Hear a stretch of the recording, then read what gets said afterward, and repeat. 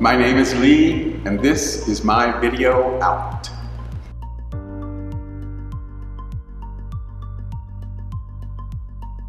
My coming out story starts in 1973.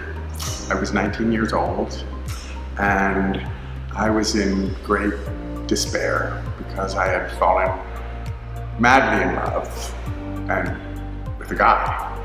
The boy's name was Jeff, and we were theater majors at a community college in Maryland, just outside of Washington, D.C. I was painfully shy and repressed and deeply closeted. Jeff had been performing since he was 6 years old. He was brilliantly talented and ferociously, openly gay. So there we were. He'd been sort of, pursuing me, flirting with me for a semester or two, and we were cast in a musical, Guys and Dolls, ironically. And Jeff played nicely. And he had a number in the second act that stopped the show. Now, I didn't even know that was possible, but he was doing it every single night. So I was sort of starstruck when he kind of cornered me in the costume shop one night, and I let him kiss me, and that was that. So around this time, Jeff came up with an idea.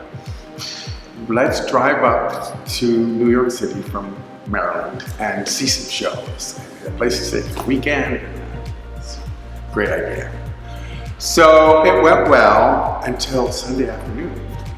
He steered us onto Christopher Street in Greenwich Village. Now, I'd heard about Christopher Street. It was notoriously gay, but I'd never been there. So I was feeling self-conscious and fretful.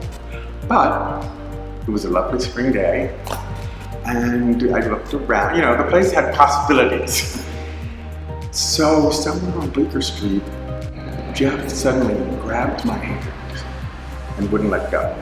Now, I tried to yank it away, but his grip was too strong.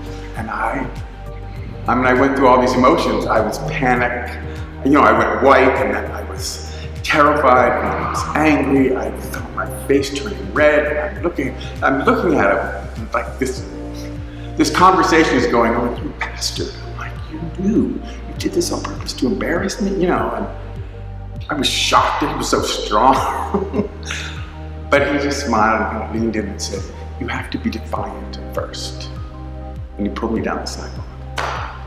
And I'm like, well, I was so flustered, I almost bumped into this guy, this short, handsome guy with a black mustache, and he had a white t-shirt and a leather vest, and he eased around us, and he goes, "Careful, Mary," which kind of got some laughs, right? Which was embarrassing but funny. And then someone behind us yelled, "Hey, girls!" And I didn't feel like it was directed towards us, but it felt sort of like encouragement. And we're walking down the street. I'm seeing people on the stoops, and they're smiling, you know, and kind of nodding, and I'm starting to realize, oh my God, I'm holding hands with this boy that I love all my heart, you know. And in public on Christopher Street, there's this community supporting, you know. So by the end of the block, I was completely transformed. I was just giddy and drunk on gay liberation itself. Jeff tragically died early on in the AIDS crisis. And I held his hand as he was dying, and I still feel his hand in mine because I'm still a fearful, insecure kid. But when that starts to overtake me, Jeff pulls me forward and he says, "Be defiant."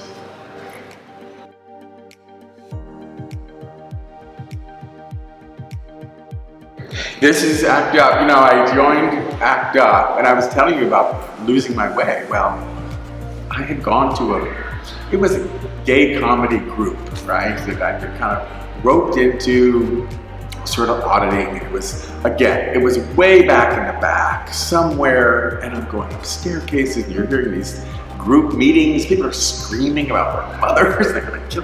I mean, it was like a horror movie. And I had gone to the first thing, and they took a break. I thought, this just isn't for me. So I'm going back at the break by myself. And the guy I went with, he said, I'll have to leave you because it's impossible to find the number and it's crazy. When I'm coming back, and literally the plaster is cracking. And I keep coming to a door that says, do not open, alarm will sound. So, and that was the only exit I could find. I'm going back upstairs and trying to find around. I keep coming to this door, right? And I'm like, I'm gonna die. I have to open this door. And so I pushed it and the alarm didn't sound, but it was an ACT UP meeting. And it was the back of it. So the people who were presenting, I'm like Lucille Ball. I'm like looking around and having to slide across with 400 people looking at me, and I got around, and then there was a break, and there were people who I knew, theater people and whatever, and they were, oh, I didn't know you were in ACT UP, and I'm not ready, but I mean the energy, it felt like the center of the universe. There was this AIDS crisis, and people doing something about it. It just smelled right. I'm right across town. I'm on 13th Street on the east side, so it's 7 blocks. So. But yeah, that was it. And I had the advantage because ACT UP was crazy, but people were so smart, and so articulate, and so energized. It reminded me of Jeff, my first one. I've dated ACT UP. I know what it's like. I know how exasperating it can be. I know you can stand up in a room and command attention. So it was like dating ACT UP. So it was really very kind of comfortable to join, even though being a shy person, I just knew, I knew he was right.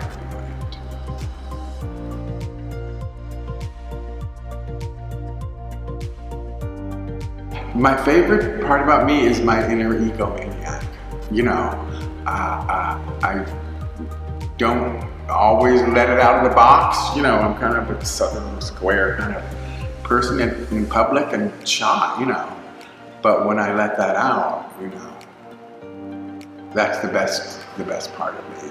So, yeah, it's everything, being gay is mixed in with that kind of unrestrained joy, So,